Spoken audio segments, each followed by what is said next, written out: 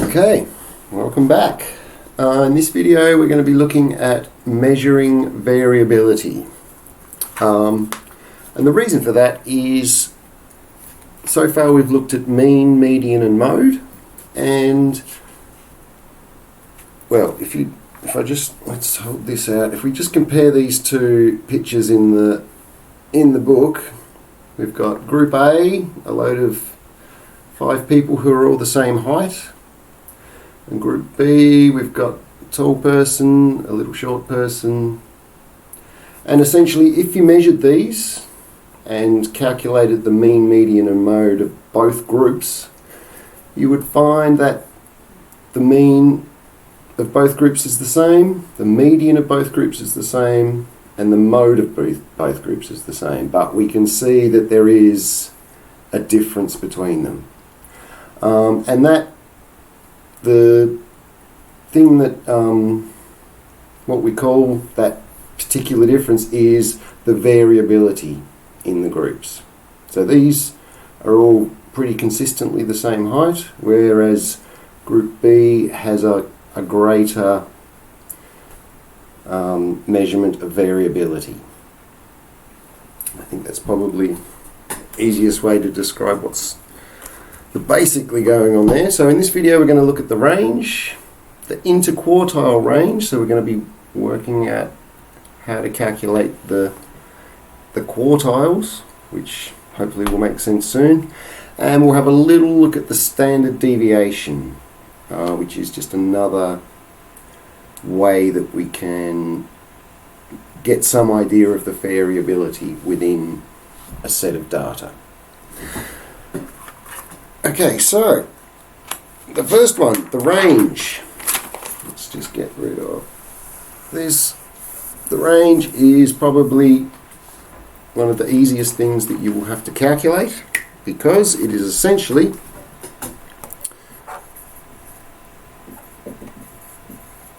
the highest score.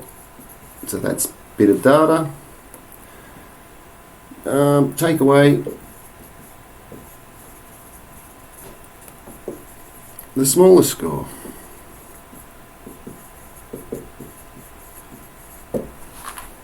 And that's kind of it.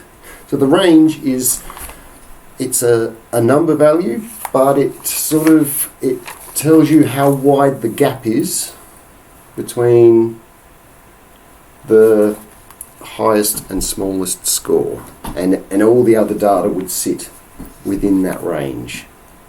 So there's a few cases that we need to be able to deal with. The first one is if we actually have all the data. Well, if we have all the data, we pick the biggest score, we subtract the smallest score. That's it. Nothing more, nothing less. In a frequency distribution table, if we don't just have all the data listed out, so the example in the book is the crayfish, although I've been calling them lobsters, per pot, and the frequency. So I'll just quickly 0, 1, 2, 8, 7, 2. So this is our actual scores, and in this case our highest possible score is 4 lobsters per pot. Our smallest is 0, so 4 subtract 0 is just 4. So that means all of our data fits within that range of 4.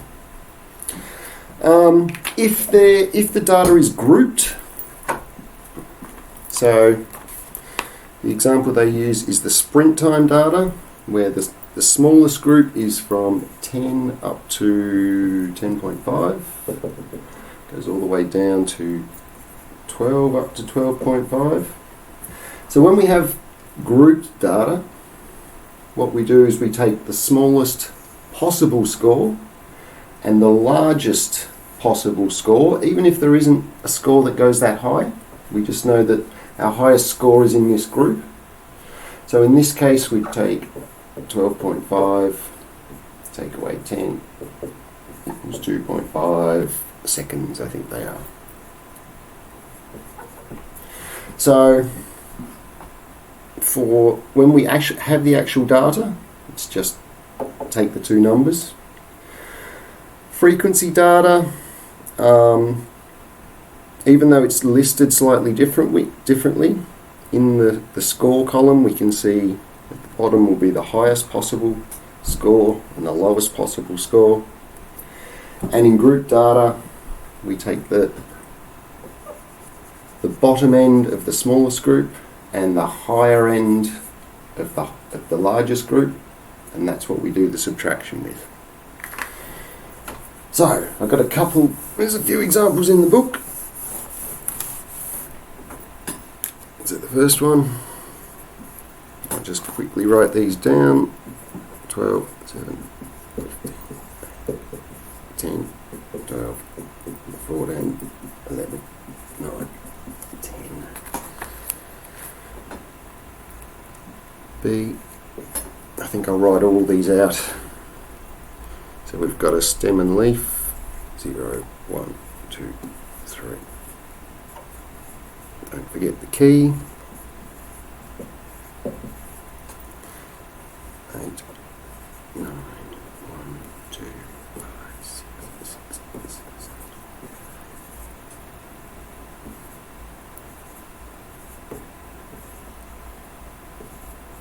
Probably don't need to write all this out, but just for consistency. Okay, so we'll do these and then we'll look at that last example. So let's change colour. So in this first one, that is essentially all our data, and all we're going to do is go through and look which is our biggest and which is our smallest. So we've got a 9, 14, 8. It looks like 15 is our biggest and 7 is our smallest. So the range equals 15, take away 7, equals 8. And that just means that between 7 and 15, there are 8 possible scores of which all this data fits inside. Dead easy. Part B, when we've got a stem and leaf, we simply, same thing. Luckily it's already ordered for us. So our smallest is 0.8. Our largest is this one,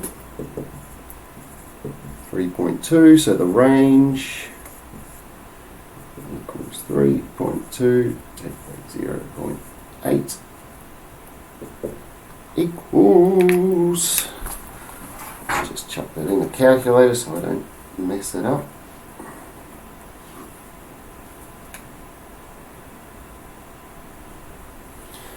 Equals 2.4.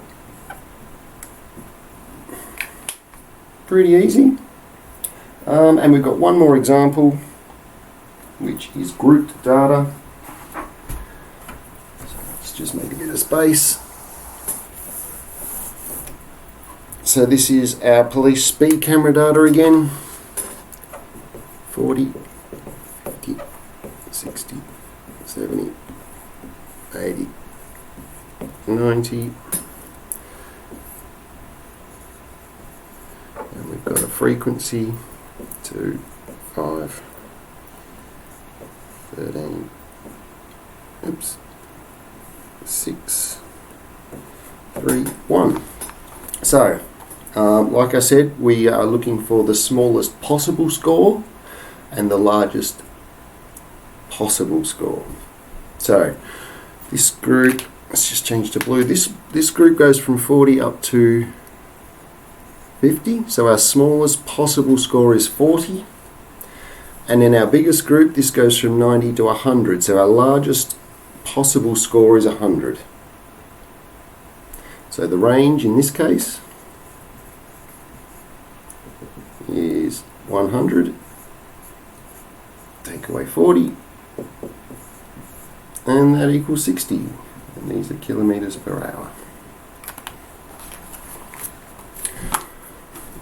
Okay, I'm hoping that's enough for you to understand what the range is, because it's fairly straightforward.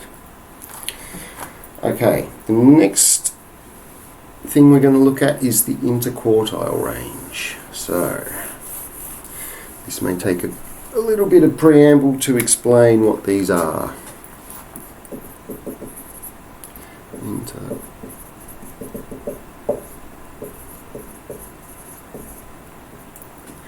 Okay, so the first thing we need to talk about is what these quartiles are.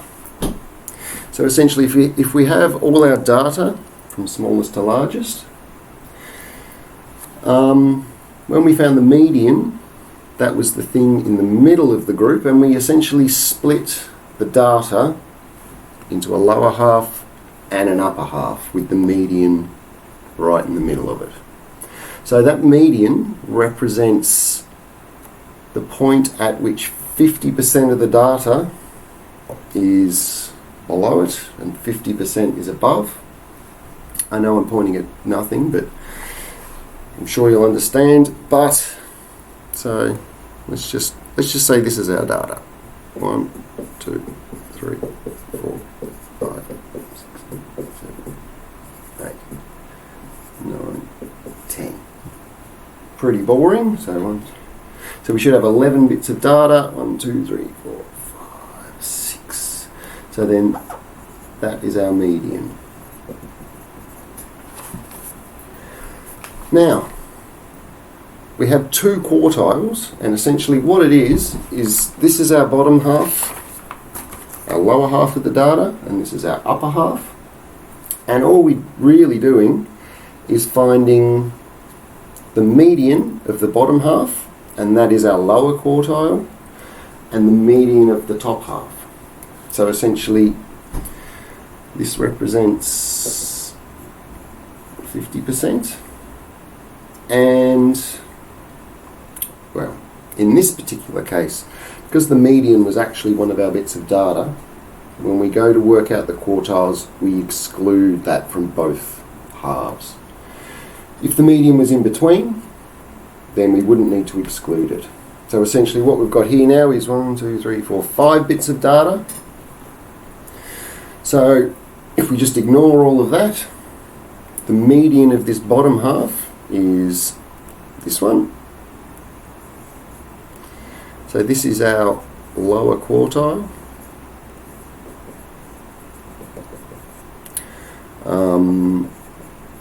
And it's essentially 25% of the way through the data. So the median chops the data in half, and our quartiles are just going to chop all the data into quarters. So our upper quartile is going to be that one.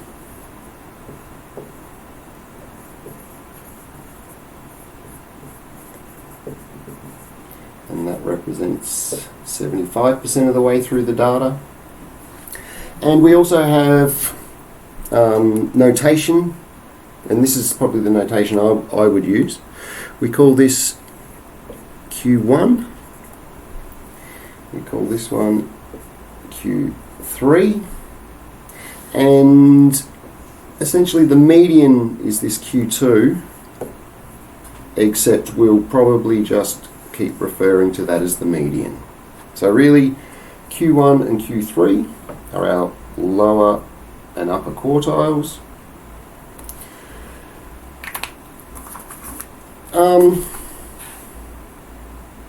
So in the same way with the median, if breaking the upper half or the lower half has an even number and it lands between, then we still need to find the mean of those two values. This was just a case where I picked a particular number of bits of data so that they fell on actual scores. So essentially, the way to interpret what these mean is we can say that of this whole data, 25% of the data is a 2 or less. With the median, 50% of the data scores is 5 or less. With the upper quartile, 75% of the data is 8 or less, and all the data is all the data.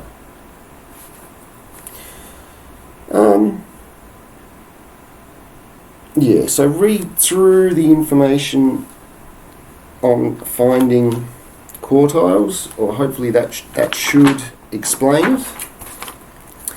And then I'm going to do a couple of examples. So let's rub this out. So importantly, you need to have the data in order from smallest to largest, same as when you're finding just the median. So there are two examples on the next page, and I'm going to do the second one first because the one at the top of the page, the taxi fare data, gets used in the next example that follows. So this is V2.4, and I'm going to do the one at the bottom first. So let's just quickly, line 1 equals 81 centimetres. So this is looking at the tree girth measurements again. Here's our stem. We've got 9 star, 10. So remember, this means this goes from, well, 80 something up to not quite up to 85, because 85 belongs in this group. 85 up to 89. 90 to 94, 95, etc. So let's put in the rest. 1, 3, 6, 8, 8, 0, 2, 3, 3, 4,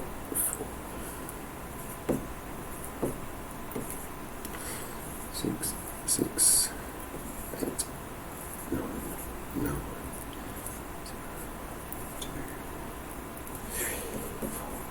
4. Let's make that a bit neater.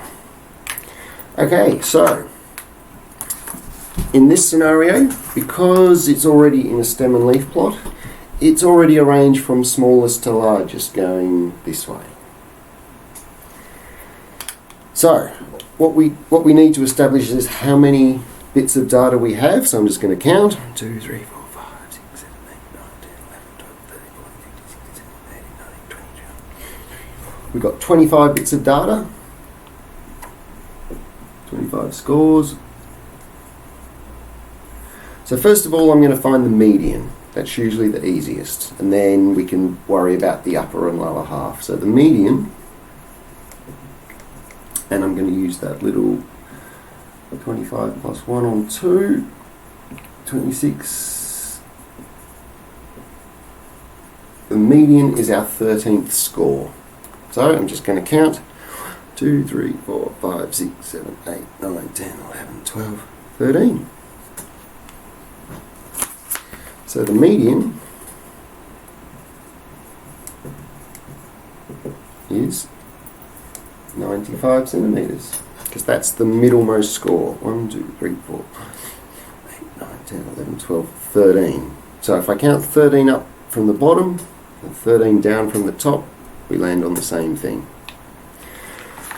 So because that was an actual piece of data, now we're going to say that the bottom half has 12 bits of data and the top half has 12 bits of data.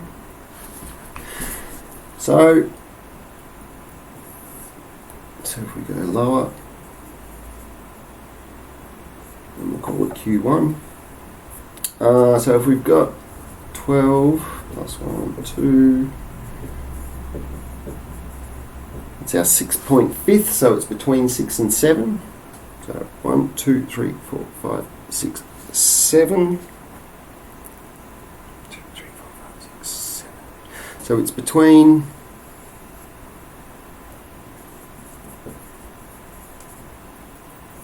90 and 92. So we have to find the mean average of those. 92 divided by 2, because there's two things, and that happens to be 91 centimetres. And Q3, same thing, except we're just going to count, because we know we've got 12 things, we're going to count up and find the 6th and 7th thing just in the top half. 1, 2, 3, 4, 5, 6. So that's our 6th. And there's our 7th. So we need to find the average of 99 plus 100. And that is 99.5 centimetres.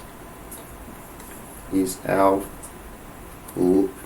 upper quartile. So the question says, find the mean, median, lower quartile, upper quartile, and this is one I didn't talk about, the interquartile range. So remember, just the range on its own was the largest score, subtract the smallest score. So the interquartile range is quite simply the upper quartile, Q3, subtract the lower quartile. So if, oops, let's change it to blue. If that's where our Q1 is, and that's where our Q3 is, so the interquartile range in this case is, well, in every case, Q1. So that is 99.5, take away 91, which equals 8.5 centimetres. So the overall range would have been 104, take away 81, and then the interquartile range is sort of, it's between 25% through the data and 75% of the way through the data. Hopefully that makes sense. Okay, so now I'm going to do the example above, which is, let's write out this first. The taxi fare data. Get rid of that. And that. So the interquartile range, I'll just write it up here, is Q3, take away Q1. Probably just the easiest way to summarise it. So the next lot of data, I think we've already looked at this before. It's the taxi fare data. So our key on line 2 equals $12. So this is another stem and leaf. 0, 1, 2, 3, 6, 8, 2, 6, 8, 8, 8, another 8, 9, 2, 4, 5, 9, 2, 6, 2, 3, 3, 4. Okay, so this represents our taxi fares collected by a taxi driver over one evening. And we're just going to go through the same motions to find the median and the two quartiles and the interquartile range. So, first of all, I need to establish how many bits of data I've got.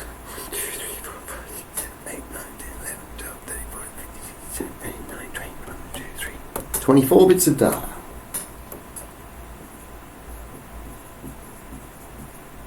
So our median is 25, well, let's do it properly. 24 plus 1, 2 equals the 12th, between the 12th and 13th piece of data. So 1, 2, 3, 4, 7, 8, 9, 10, 11, 12, 13. So the median is there. So let's just quickly work that out. So we're reading this as 22 and 24 divided by 2 because there's two things. So the median fare was $23. So because that was in between, we're not going to lose a piece of data now that we've broken this into the lower half and the upper half. So we started with 24, so now our lower half has 12. Q1. So just quickly, 12 plus 1 on 2. So it's between 6 and 7. 1, 2, 3, 4, 5, 6 and 7. So it's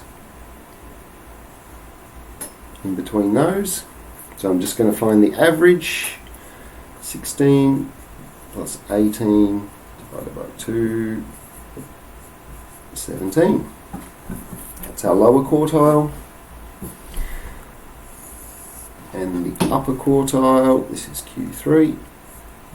Same again, we have 12 bits of data in our upper half. So we're just going to ignore that there's a lower half because it just complicates things, and we're just going to count up and find from here. 1, 2, 3, 4, 5. There's our 6th and there's our 7th. So it's the average of 36 plus 37, which equals $36.50.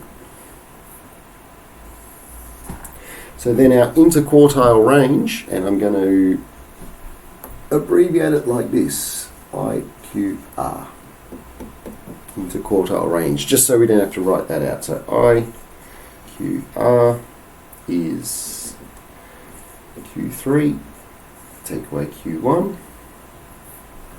So we're just going to use these numbers, 36.50, take away 17, and I think that is $19.50. So that is the interquartile range. So hopefully that is something that you already, because you already know how to find the median, hopefully you can remember all the extra things to find the median of the bottom half and the median of the top half. Q3. Okay, so the next little part is how do we find these quartiles when we have grouped data. So the idea is we can, so what I'm going to do, I'm going to rub all that out. We're still just going to keep this because the next example uses the same thing. So what we do is we would turn the data into a frequency table, work out the cumulative frequency, and then from there draw an ogive. So that was the graphs that started down here and had lines going up that way. So for this data, and this is the example on, this is now V2.5. So I've kind of pre-done this, but I'll sort of go through the motions. So if we just extend this, and we say that's our frequency, and our cumulative frequency. So here, in this group, we've got two things. 2, 3, 4, 5, 6, 7, 8, 9 things. 2, 3, 4, 5 things. 1, 2, 3, 4 things. 2 things. And 2 things. So that's just our frequency of how many scores we have in each group or each subsection. And then our cumulative frequency we start with that and we just keep adding the next frequency. 2 plus 9 is 11, plus 5 is 16, plus 4 is 20, 22, 24. So that's how many bits of data we had. Now, to save a bit of time and to try and be as accurate as I can, I've pre-done this ogive on a bit of paper, so I'll try and show you. Let's try and hold it up a bit. Stand up. It's a bit blurry, but essentially 2 up to 11, up to 16, 20, 22, 24. So this ogive line represents this cumulative frequency. And the idea is, once you have this ogive plotted out, this is the cumulative frequency. We essentially treat that whole vertical axis as 100% of the data. And we divide that into quarters. So we've got halfway up, halfway between the bottom and halfway between 50 and 100% is 75%. So these represent our lower quartile, median, upper quartile. We find these positions on the vertical scale. We then map across until we hit the line, and then we come down. And that, whatever score on this scale,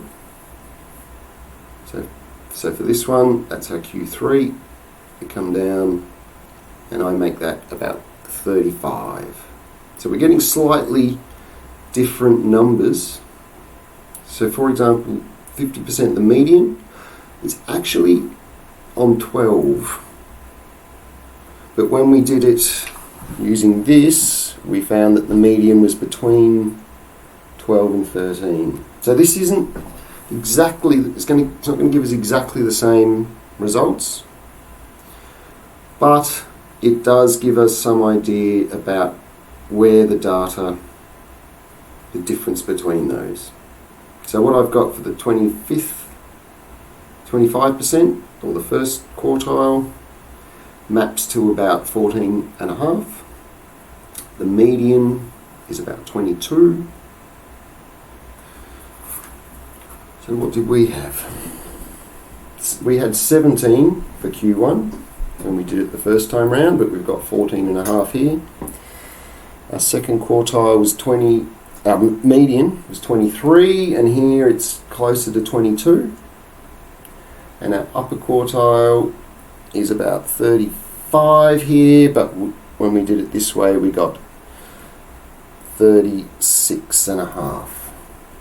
So there are some variations, but if you have group data, then you've essentially lost the scores, and drawing an ogive and dividing the vertical axis into equal quarters and mapping them down onto the horizontal axis to find your Q1, median, and Q3. Let's try and hold that up a bit. I know it's a bit blurry, but hopefully that will make some sense.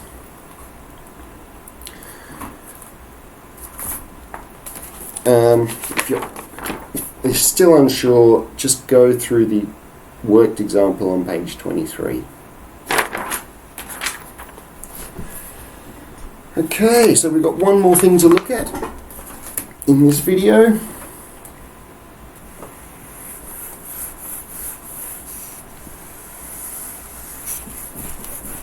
And that is the standard deviation.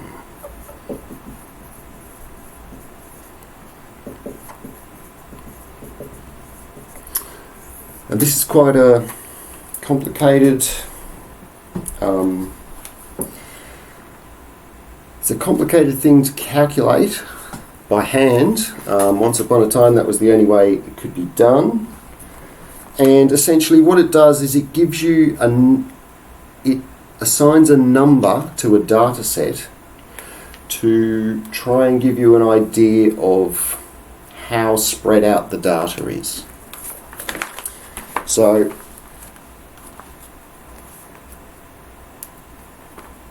essentially, a large value for the standard deviation indicates that, on average, the data values are a long way from the mean. So if the mean is in the, well, it's going to be the average score, but we've got a wide range of data, the standard deviation will be higher than if all the data was just that same value. And so a small value for the standard deviation means that on average the data values are closer to the mean. And what constitutes a large value or a small value, we'll sort of have a look at. And it really depends on the scores in the data set. So, essentially, in the book, this is the 2.6. Now, because there isn't really anything to calculate, we need to do this using some sort of calculator that allows this to happen. And because of social distancing and people not actually physically being at school, it's going to be difficult to use the graphing calculators. So what I've tried to do, I'm just going to swap view here. We're going to try and use Excel. Okay, so let's look at this one first. Oh no, multiple screens. Okay, so what I've done here is this data here, I've just taken what we've got, taken what we're given in the book and copied it out going down. So that is our trout data. The jelly bean data is the one in the middle, and the police speed camera data. So notice in the book we've got the frequency of two things between 40 and 50, so I've used the midpoint, 45, 45. So going back over here, first of all, what I've already calculated is the mean, median, mode and range. So Excel is really good that we have these functions, the average of all the things between B5 and B28, which is where the data is. The median, same thing, you just type out the median of all the things between B5 and B28. Same with the mode. And the range, I've just taken the largest score, take away the smallest score. And I've done that for each of these so we can sort of see, so we can compare them. So for standard deviation, there's actually two types.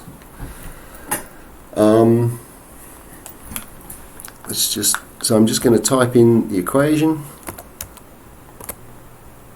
So notice there, in this little bit, we've got standard deviation P and standard deviation S. So we're going to be using the P one. The P stands for population, and that essentially means that we are going to tell this, we're going to give it all of our data, every single data point. The S would stand for sample, and that would be, for example, if we took data from, 5,000 Australians, and we wanted to use that data to represent all Australians. So the data that we have is a sample of everybody. It isn't necessarily what everybody would say. So we're going to be using the P one because we have all our data. Let's just click on that. And then here, instead of just listing every individual number, let's do it this way. I'm just going to highlight all the data between B25 and B28. Close those brackets and press enter, and it gives us a number, 1.254926. Interpreting these numbers, I think we sort of need to see a few and how they can sort of vary. So that data goes from 0.6 up to 5.4, a range of 4.8. We'll just look at the next one. Okay, so this one goes from G5 down to G44. So,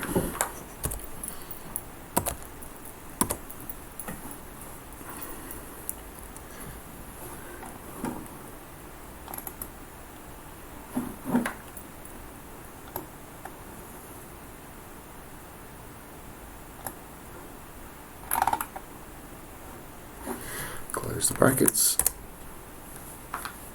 So this one is slightly bigger, and that would indicate that this data set has a slightly wider range, slightly greater amount of variability than this set. Okay, so finally we've got the police speed camera data.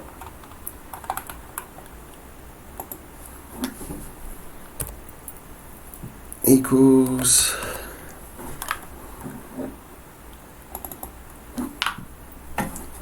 and I'll just highlight all that. There we go. Close the brackets. And we've got 11.3, so that is quite a fair bit larger than the rest of them. And that's because I think we've got a much larger range. So the data is more spread out. I think it's probably the best way to interpret it. So for the purposes of this course, we need you to be able to use some form of calculator to calculate this.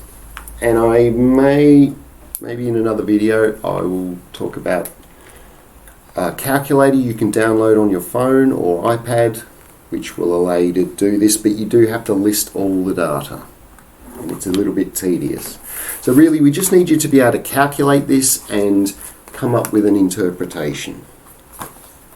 Okay, so the second part of this V2.6 is looking at these three graphs.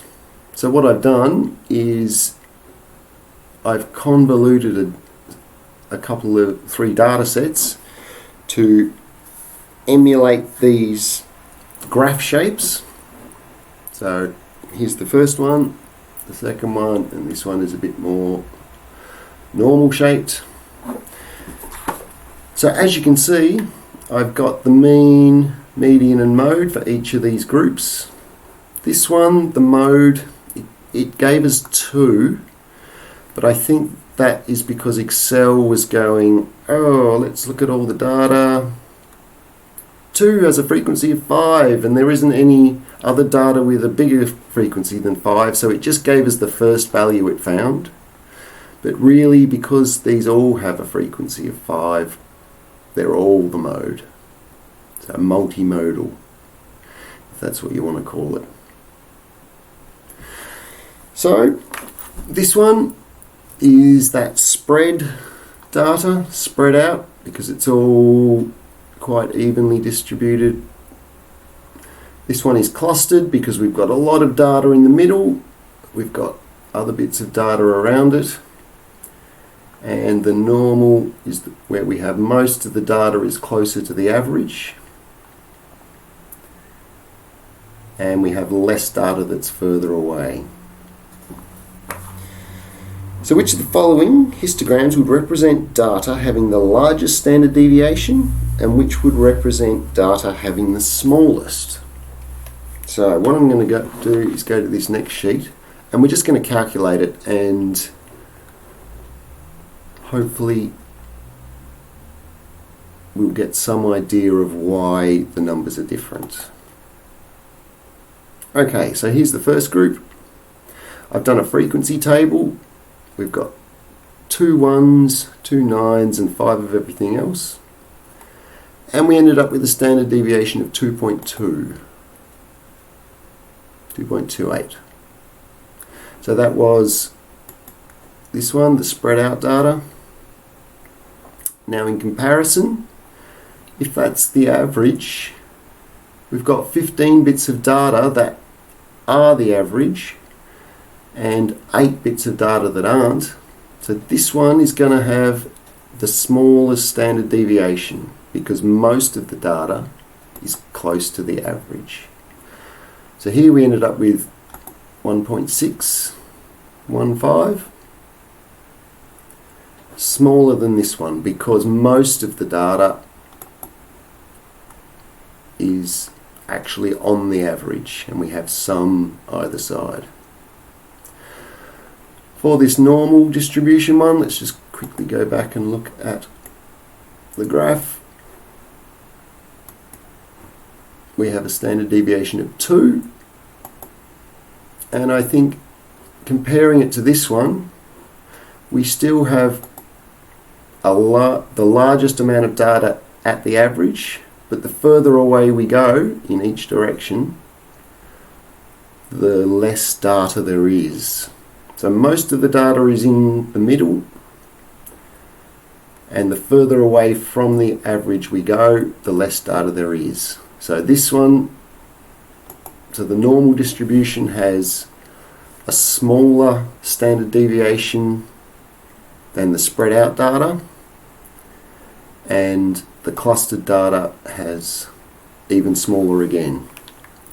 And just out of curiosity, if we had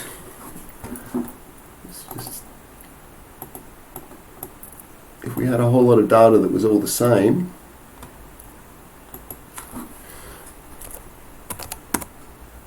let's just see what we get. We'll collect all them.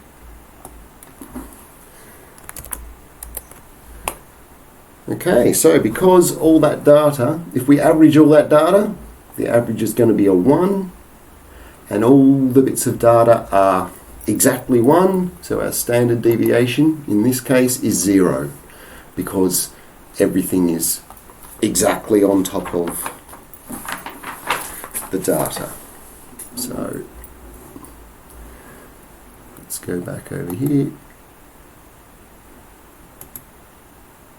Okay, so I haven't done any examples because there isn't really much calculation to do other than work out how to use the calculator to obtain the standard deviation. And as far as interpreting it, you just need to talk about on average the data values are either close to the mean or a long way from the mean. So I think that's where we'll leave it. I expect there'll be a few questions about the standard deviation. Yeah, we'll just leave it there for now.